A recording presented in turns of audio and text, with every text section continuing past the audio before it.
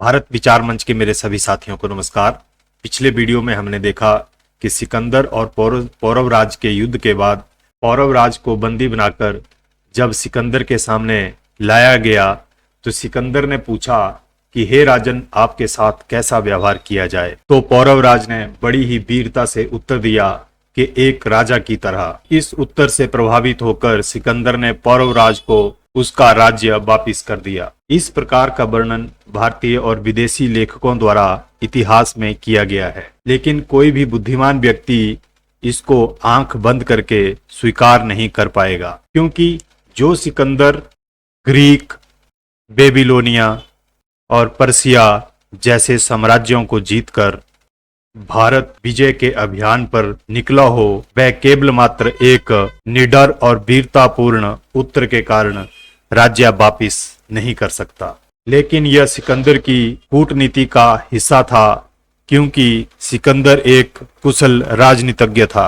वह जानता था कि भारत विजय के अभियान में यहाँ के लोगों का दिल जीतना महत्वपूर्ण है, ताकि इन सब छोटे मोटे राजाओं के सहयोग से पाटलिपुत्र पर अपनी विजय पताका फहराई जा सके। इसलिए सिकंदर ने पौरव राज को उनका राज्य वापिस कर दिया। इतना ही नहीं, आसपास के और छोटे मोटे राज्यों को मिलाकर एक बड़ा भूभाग पौरव राज को सौंप दिया।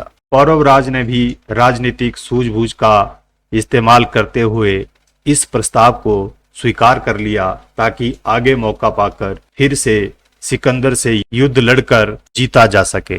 पौरव राज से युद्ध के बाद सिकंदर ने ग्रीक और बेबीलोनिया से नई सेना बुलाई, क्योंकि हिंदू कुश से लेकर सिकंदर पोरस युद्ध तक ग्रीक सेना के कई सैनिक मारे गए और घायल हो गए थे।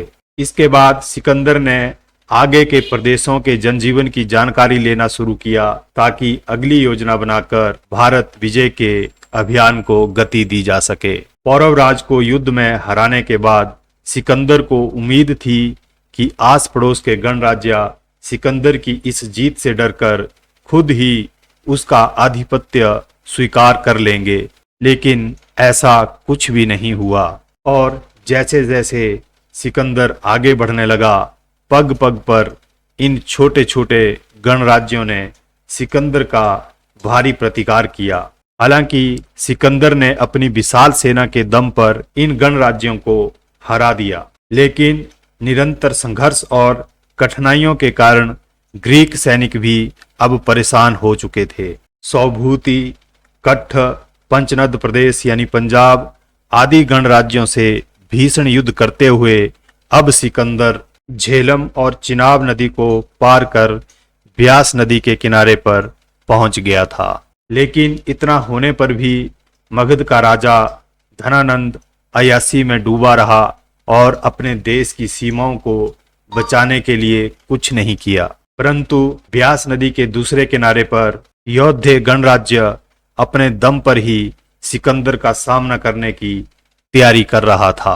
ब्यास नदी को पार करके यौध्य गणराज्य से, जिसकी पराक्रमी सेना की चर्चा सिकंदर की सेना ने भी सुन रखी थी, इसलिए अब सिकंदर की थकी हुई सेना आगे नहीं बढ़ना चाहती थी। हालांकि सिकंदर के सैनिक सिकंदर को देवी पुत्र मानते थे, फिर भी वह अब लगातार भीषण युद्धों से थक चुके थे और आगे बढ़ने को तैयार नहीं थे। सेना की यह मनोदशा जानकर सिकंदर ने अपनी सेना के सामने एक जोशीला भाषण दिया और कहा कि संपूर्ण विश्व में तुम्हारी यह ख्याति है कि ग्रीक सेना अजय है। क्या तुम लोग उस ख्याति को कलंकित होने दोगे? आज तक तुमने भारत के अंदर जो भी लड़ाइयां लड़ी और विजय प्राप्त की, उनमें तो छोटे छोटे राजाओं को ही परास्त किया है। अब बड़े बड़े राजाओं को धूल चटानी है। ब्यास नदी के उस पार यौध्य गणराज्य तुम्हारी शरणागति में न आकर ताल ठोककर युद्ध की चुनौती दे रहा है। हमें अभी गंगा के तट पर जाकर विश्व विजय की पताका फहरानी है। सिकंदर के मुंह से यह सुनना कि अभी तो छोटे छोटे राजाओं को हराया है, अभी और बलशाली राजाओं से भीषण संग्राम करना पड़ेगा, ग्रीक सेना का हौसला और ज्यादा टूट गया और ग्रीक सेना में चारों तरफ असंतोष फैल गया। परंतु सिकंदर एक महान योद्धा के साथ साथ धूर्त राजनीतिज्ञ भी था। उसने तत्काल सारी स्थिति को भांप लिया और आवेश में आकर कोई कदम ना उठाते हुए तत्काल अपने तंबू के अंदर चला गया। तो साथियों, आज हमने वीडियो में देखा कि पोरस और सिकंदर युद्ध के बाद आगे की तैयारी करते हुए सिकंदर को किन किन कठिनाइयों का सामना करना पड़ रहा है और कैसे उसकी सेना का मनोबल टूटा हुआ है। तो आने वाले वीडियो में हम देखेंगे कि जब 2-3 दिनों तक सिकंदर अपने तंबू में बंद रहा और एकांत में रहा, उसने सारा विचार करने के बाद, सारी परिस्थिति को समझने के बाद आगे की क्या योजना बनाई, कैसे उसने आगे भारत विजय के अभियान को बढ़ाया और कैसे उसने फिर भारत से अपने पलायन की तैयारी की। तो ये सारा सब कुछ हम कैसे घटनाक्रम घटा, ये आने वाले वीडियो में देखेंगे। तब तक के लिए नमस्कार, धन्यवाद।